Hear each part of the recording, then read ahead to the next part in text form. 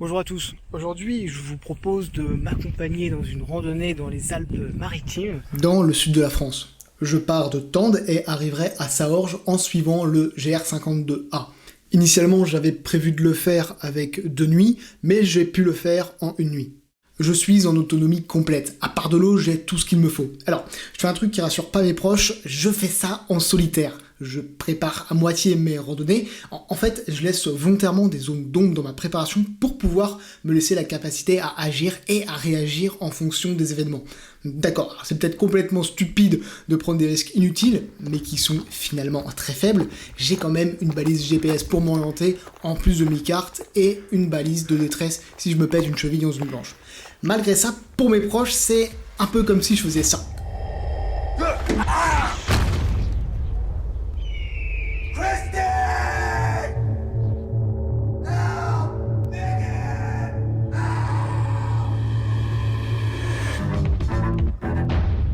Moi qui voudrais que ça ressemble plus à ça. You have to know certain things, where to find food. You have to know what you can eat, how to walk, where to sleep. You have to know a lot of things that the people of the Amazon actually taught me, and without them teaching me these things, I don't think this expedition would have been possible. Alors qu'en fait ça ressemble à une rando trail, rien de dingue, mais suffisamment pour me faire plaisir. Comme vous pouvez le voir, je vais évoluer à travers des paysages absolument somptueux. Je vais avoir 3 livres qui vont m'accompagner. De la marche de Henri-David Thoreau, Le choc de l'histoire de Dominique Vénère et Sur les chemins noirs de Sylvain Tesson. Alors Sylvain Tesson, c'est vraiment un de mes auteurs contemporains préférés. Comment on appelle ça, c'est un homme du mouvement horizontal, parce qu'il nous partage toutes ses randonnées dans ses écrits, mais c'est aussi un homme du mouvement vertical, parce que c'est un féru d'alpinisme, et donc c'est aussi quelque chose qu'il a l'occasion de nous partager dans ses écrits. C'est vraiment très très inspirant, c'est un véritable aventurier. C'est dans Sur les chemins noirs que Sylvain Tesson va entreprendre sa traversée de la France en diagonale à pied pour rééduquer son corps suite à une chute de 8 mètres du haut d'un toit d'un chalet auquel il était monté. Il part aussi de Tende, mais va dans une autre direction. Il part du col de Tende pour rejoindre le Cotentin dans le nord de la France. Tesson passera au nord du mont Bégaud, déserté par les esprits préhistoriques. Ceci me rappelle des bons souvenirs. J'avais pu faire avec mon père une randonnée par ici, en passant par les escaliers du diable, en remontant la vallée des merveilles. Et autour du mont Bégaud, nous pouvons admirer ces gravures rupestres datant d'il y a 4000 ans, classées au monument historique. Peut-être évoquait-il des rituels païens mystérieux. Me voici bientôt arrivé dans le village de La Brigue. La Brigue est une petite commune de 700 habitants qui, suite au traité de Paris, en 1947, fut annexée à la France, comme la ville de Tende d'où je suis parti, qui était italienne.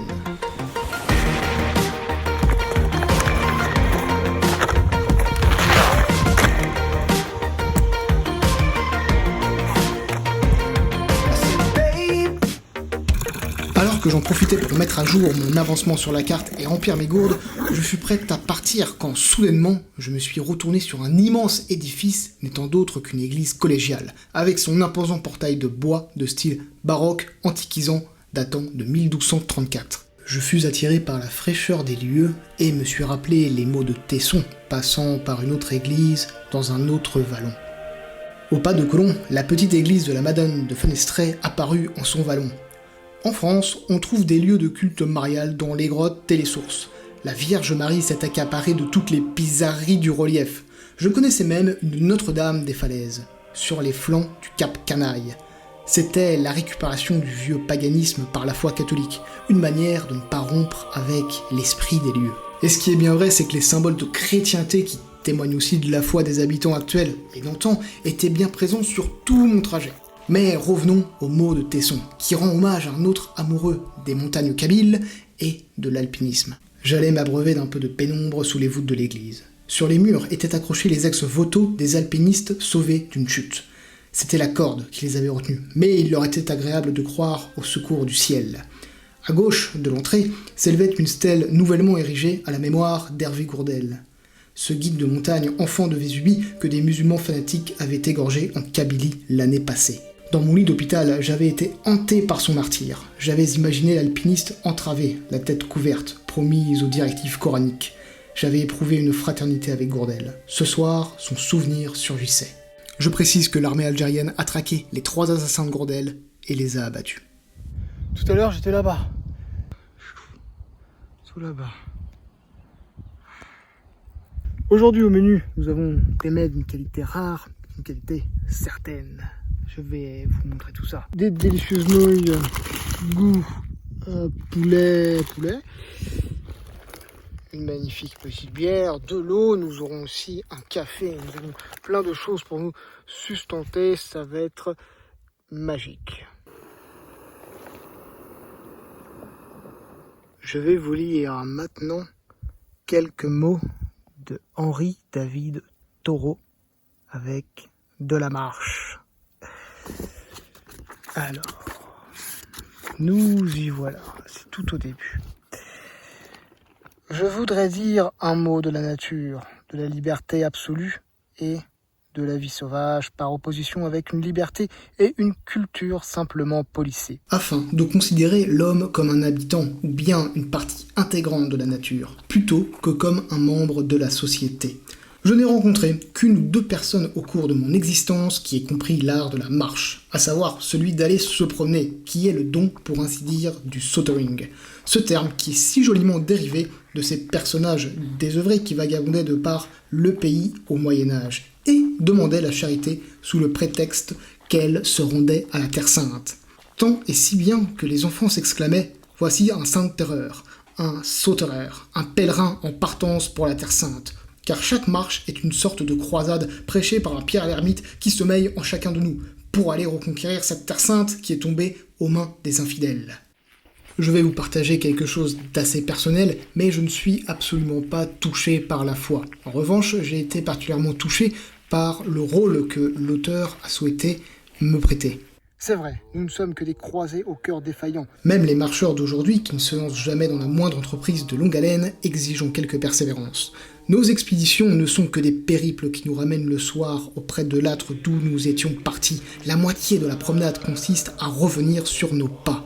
Nous devrions entreprendre chaque balade, sans doute, dans un esprit d'aventure éternelle, sans retour, prête à ne renvoyer que nos cœurs embaumés, comme des reliques de nos royaumes désolés.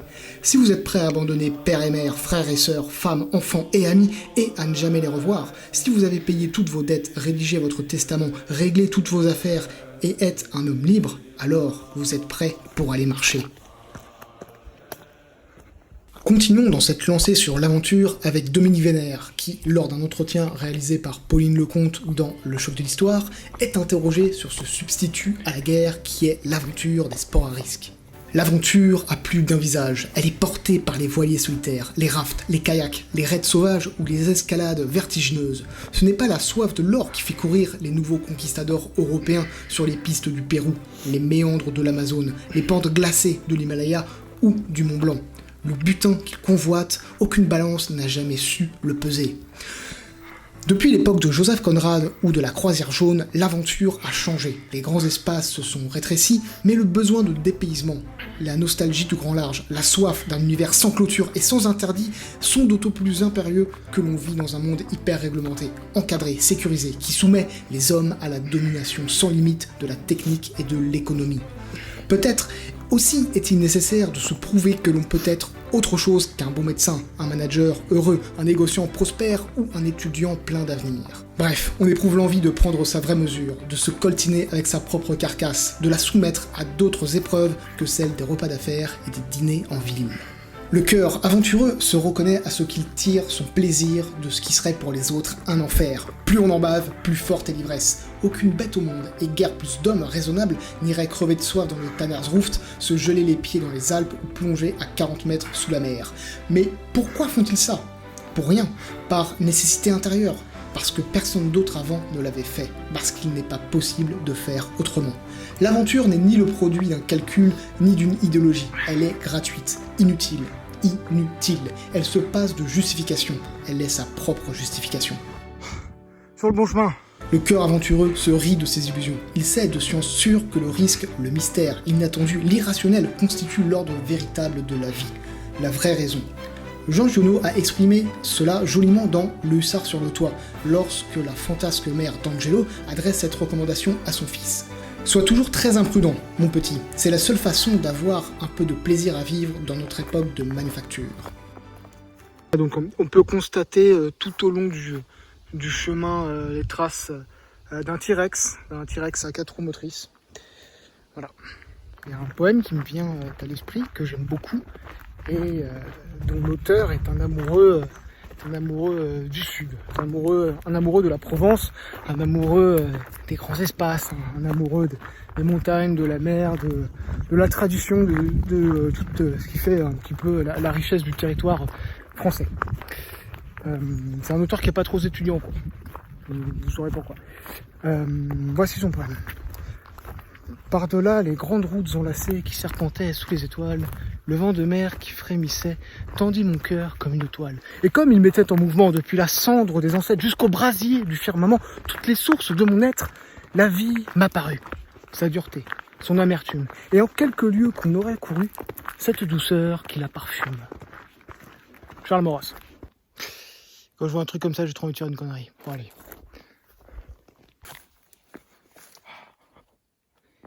Le pénitent. Le pénitent. Le pénitent. Le pénitent. Dans ma promenade de l'après-midi, j'oublie bien volontiers toutes mes occupations de la matinée et mes obligations vis-à-vis de la société. Mais il m'arrive parfois que je ne puisse me défaire aisément de la ville. La pensée de quelque travail occupera mon esprit, et je ne suis pas où se trouve mon corps, je suis à l'extérieur de mes sens. Au cours de mes balades, je retourne bien volontiers à mes sens. Ce que j'apprécie vraiment ici, c'est qu'il parle du caractère méditatif de la marche, que lorsque l'on arrive à se détacher de la pensée de la ville, on retourne à ses sens. Et c'est bien vrai, quand on marche de manière soutenue et rythmée, comme je le fais maintenant, on se retrouve dans cet état d'omnubilation.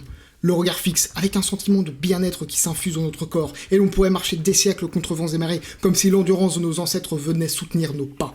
Les pensées et réflexions qui nous viennent à l'esprit ont ce goût des sommets célestes, et il nous faut les marquer instantanément dans un carnet de peur de les oublier dans le néant. Il se trouve que je lisais l'excellent Nietzsche l'actuel de Julien Rougis, où l'on peut trouver ces quelques mots. Nous avons déjà vu que Nietzsche préconise de penser en marchant, ou en faisant une activité physique. Il n'autorise, dit-il, que les pensées dans lesquelles des muscles auraient été impliqués. Il faut se méfier des idées qui nous viennent quand notre corps est malade ou fatigué, car il y a alors de grandes chances pour que ces idées portent elles-mêmes la marque de la maladie et de la fatigue. Un corps qui n'a plus de souffle produit nécessairement des idées essoufflées, c'est-à-dire des idées nihilistes. C'est pourquoi il faut absolument revenir au corps qu'il faut, le cultiver, en prendre soin, l'embellir et le fortifier, en faisant attention aux poisons qui pourrissent notre environnement.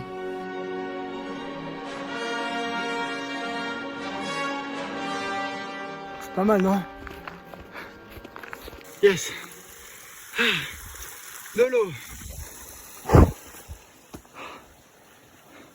C'est merveilleux.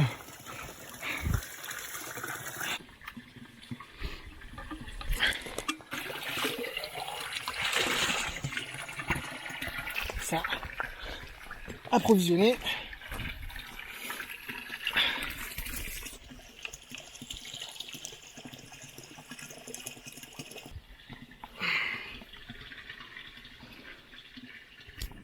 Quelle journée, quelle soirée, quel temps exceptionnel.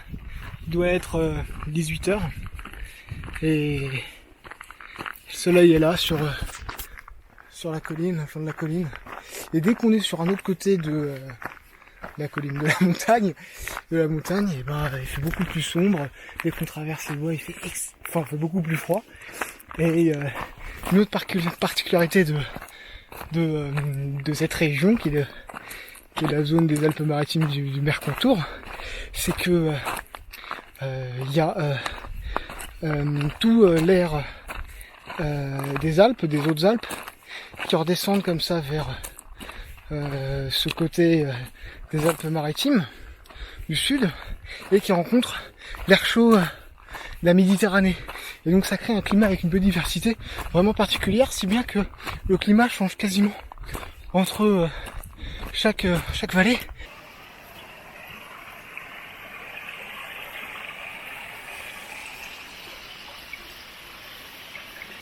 Je viens d'arriver à une histoire. Je marchais et puis je vois une affiche avec marqué attention, chien de berger, ne jetez pas de pierre, ils vont pas vous foncer dessus, restez, ne bougez pas et tout va bien se passer. Bon, c'est bizarre. Je me dis ok, j'ai une petite gazeuse sur moi mais qui est dans mon sac. Et je me dis c'est vraiment la merde. C'est plus pour le loup à la base que j'avais ces petites gazeuses la nuit là, s'il veut me rendre visite. Une visite pas très sympa.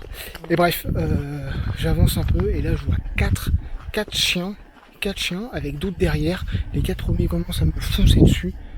Et du coup j'ai basculé mon sac devant moi en mode bouclier. J'ai commencé à prendre la gazeuse pour les asperger quoi. Même si c'est des braves chiens quoi, ils défendent justement les brebis des loups. Mais bon, je me fais arracher un bras non plus. Et là heureusement il y a le maître qui arrivait, enfin le berger, qui leur a gueulé dessus. Tout de suite ils se sont arrêtés, ils sont devenus super dociles, super sympas. Et on avait peut-être 10, 15, c'était incroyable, il y avait une armée de gros chiens comme ça, de gros chiens blancs, pas tout je crois. Enfin bon, donc ces chiens de berger terribles. Et le type super sympa m'a accompagné tout au long, le berger m'a accompagné tout au long du chemin à la rencontre de ces chiens, à faire un bout de jeu avec moi. Et voilà, c'était génial. Et le truc que j'ai pas précisé, qui était assez amusant ou un peu effrayant, quand je suis allé à la rencontre de ce berger, juste avant que j'arrive, je croise son véhicule, genre un vieux véhicule, une espèce de vieux camion aménagé, avec dessus une tête de cerf avec les bois, sur le pare-choc, et une espèce de barbecue où il faisait cramer des trucs, enfin il faisait des grillades. Ça faisait un petit peu ambiance rivière pourpre, c'était sympathique. Et il s'est montré vraiment super sympa et super gentil. Donc je discute un petit peu avec ce berger et je lui demande si il n'a pas eu trop de problèmes avec le loup depuis le début de la saison. Et il m'explique que ça commence peu à peu et qu'en fait ce que fait le loup, c'est qu'il repère un berger avec son troupeau qui se tiennent à l'affût, qui regardent tous les jours comme ça, qui analysent ses déplacements, ce qu'ils font quand le berger relève un petit peu son attention, la manière dont les chiens tournent, et que de temps en temps il y a une bête qui manque et après pour retrouver la bête, il faut suivre les vautours. Donc c'est assez terrible. Et du coup je lui dis mais vous avez le droit d'en tirer un, d'en abattre un. Et il me dit non et ça m'intéresse pas. Mais en fait lui manifestement ça l'intéresse pas tant parce que c'est un loup, c'est une espèce un peu protégée, c'est mieux d'éviter de le faire d'ailleurs. Il a une très très bonne réponse, quelque chose de très intéressant. Pour lui, le loup en fait il devrait pas être en liberté. Il devrait pas être en liberté parce que c'est un cauchemar pour les éleveurs, ça c'est sûr. En revanche, il devrait y avoir des louveteries pour comme ça un peu les conserver et puis voilà, les empêcher d'aller tuer des bêtes. Et voilà, je trouve ça assez intéressant comme échange. Il me disait finalement avoir un permis de chasse déjà, moi je l'ai pas, ce que me dit le berger, mais ça voudrait dire qu'il faut rester à l'affût avec une caméra thermique pour pouvoir le shooter au bon moment. Et le problème c'est que c'est de l'énergie, c'est du temps passé, faut le faire tout le temps, pas top hein. Enfin bref, autant les sauvegarder, c'est une espèce quand même extraordinaire. Sylvain Tesson écrit sur le loup dans son livre Sur les chemins noirs. Les choses avaient tout de même mal tourné. Les hommes s'étaient multipliés. Ils avaient investi le monde, cimenté la terre, occupé les vallées, peuplé les plateaux, tué les dieux, massacré les bêtes sauvages. Ils avaient lâché sur le territoire leurs enfants par génération entière et leurs troupeaux d'herbivores génétiquement trafiqués. Un jour, il y a 30 ans, cheminant par les Arbruses, le loup était revenu dans le Mercantour. Certains esprits s'étaient mis en tête de le protéger. Les bergers en avaient été furieux, car la présence du fauve les contraignait à renforcer la veille. Les amis du loup dorment au chaud dans les villes, s'étaient plaints les éleveurs.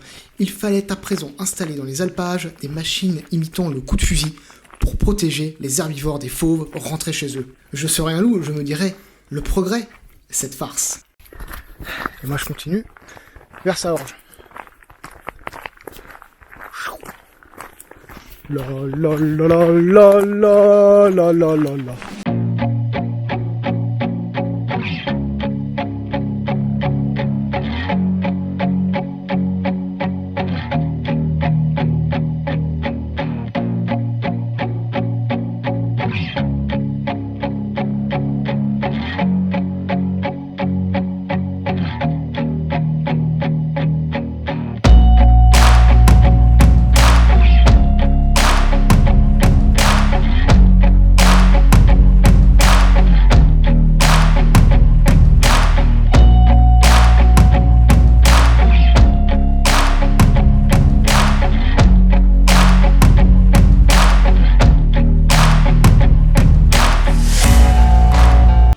C'est charmant ici.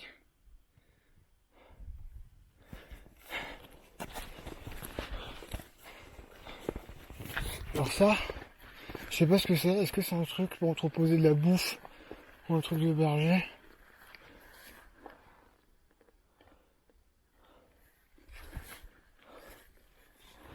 Regardez par des orties.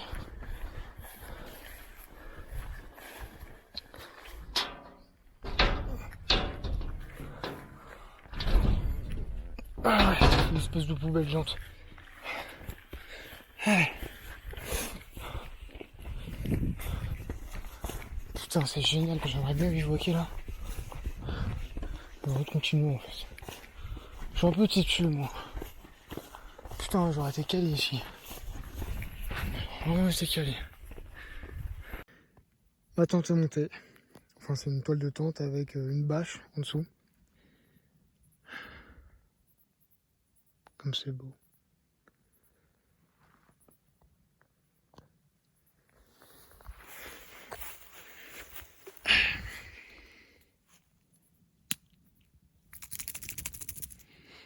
Je vais faire un petit tour.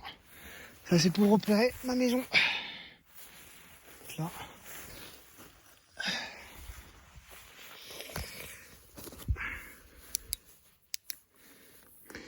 Un repas de roi. Des nouilles lyophilisées, goût bœuf, un petit thé, et je dois avoir du pâté, des crackers dans mon sac à dos qui se trouve dans ma tente. Voilà. Et bien, c'est parti. Il y a une phrase merveilleuse qui me vient à l'esprit qui est dans Vie et Destin de Vassili Grossman. C'est la suivante. Le soldat s'habitue à tout. La terre lui sert de lit et le ciel de couverture, mais il y a une chose à laquelle il est impossible de s'habituer, c'est d'être séparé de ses enfants. Allez, bonne nuit. Sylvain Tesson écrit « J'étais intimidé. C'était la première nuit que je passais à l'air libre après ma chute. Le sol m'accueillait à nouveau, moins brutalement cette fois. Je revenais dans mon jardin aimé. Une forêt sous les étoiles. L'air était frais, le sol inégal, le terrain en pente. Cela s'annonçait bien. Les nuits dehors, pour peu qu'on les chérisse et les espère, lorsqu'elles couronnent les journées de mouvement, sont à accrocher au tableau des conquêtes. Elles délivrent du couvercle, dilatent les rêves. N'entendait-on pas s'élever la clameur dans les villes d'Europe ? De l'air, de l'air ! J'avais rêvé de m'allonger sous les sapins quand je gisais un an plus tôt à l'hôpital. Voilà que revenait le temps des bivouacs. Bonjour à tous, il est 6h du matin, j'ai passé une bonne nuit. Je me suis réveillé quelques fois à cause du vent, et voilà. L'aube se lève. C'est super. Dans De la Marche de Henri-David Thoreau, de nos jours, presque tous les prétendus progrès de l'homme, tels que la construction de maisons, l'abattage des forêts et des grands arbres, déforment tout simplement le paysage et les rendent de plus en plus insipides et domestiqués. Il y a un point commun assez marquant chez ces auteurs, c'est leur méfiance vis-à-vis de la ville qui nous arrache à la nature. Mais cet arrachement à la nature sauvage ne va pas être pour autant synonyme de civilisation. Aujourd'hui, l'urbanisation à outrance, ou même la surconsommation, ont en effet une influence discutable sur les sociétés comme sur l'individu. Ce matin au petit déjeuner, du café, une salade de fruits, du pâté avec des crackers, des petits gâteaux, un peu de lait concentré et plus des barres, des trucs comme ça. Ah tiens, je vais me faire des œufs aussi. Allez.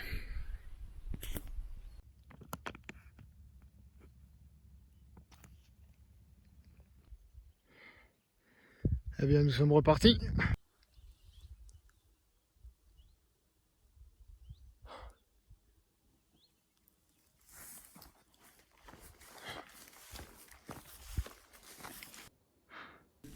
C'est le Mordor là-bas. Tan, tan, tan, tan, tan. Tan, tan, tan.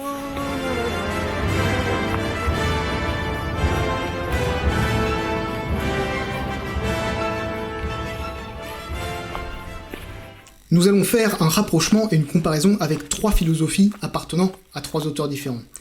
Nous allons le faire à partir d'un extrait de Toro, et nous ferons référence à Mishima et Nietzsche à partir de l'essai de Rojdi. Toro écrit « De vivre beaucoup dehors, au soleil et sous le vent, conférera sans nul doute une certaine rudesse de caractère. Cela produira une cuticule plus épaisse sur certaines des plus belles qualités de notre nature.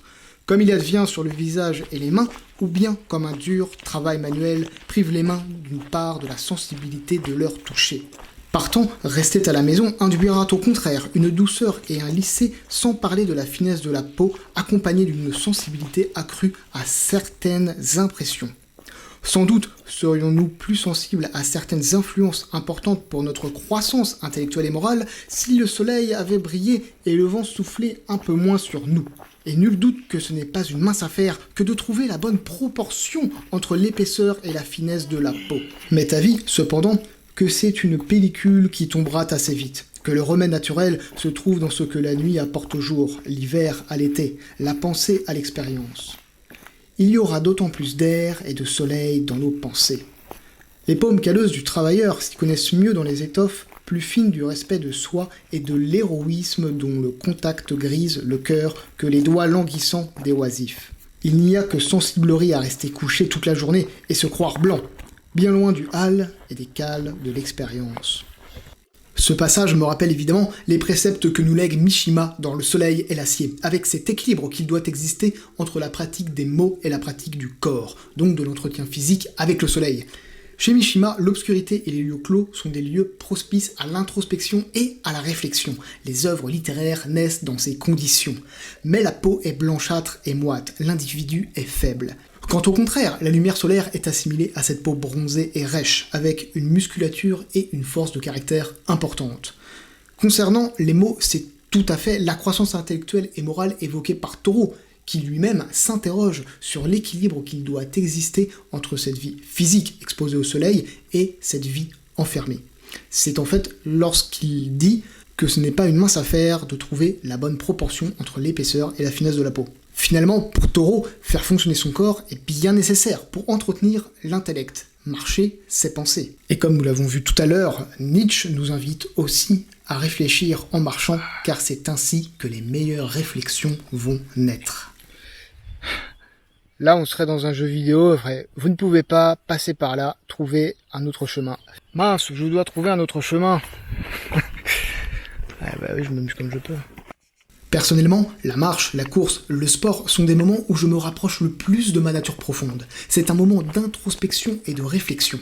Mes idées s'accumulent et se bousculent, mais la production de ces idées ne seront que concrètes et claires dans mon esprit qu'une fois qu'elles auront pris forme dans l'obscurité de mon bureau à la faible lumière de mes logiciels de texte et de vidéo où je vais pouvoir les figer. Je dois figer les idées que j'ai réussi à sauvegarder de ces activités extérieures. Je concrétise mes réflexions personnelles produites lors d'une activité physique par leur reproduction dans cet univers isolé et calme, et cela, très souvent, à la nuit tombée. Approvisionnement. Pour le prochain chemin, on va passer par sous la montagne.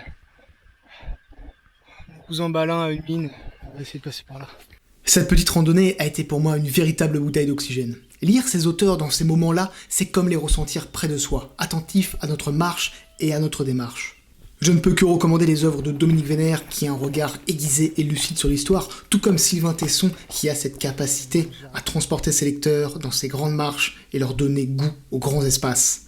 Taureau nous accompagne dans cette philosophie et nous rapproche toujours de la nature la plus sauvage.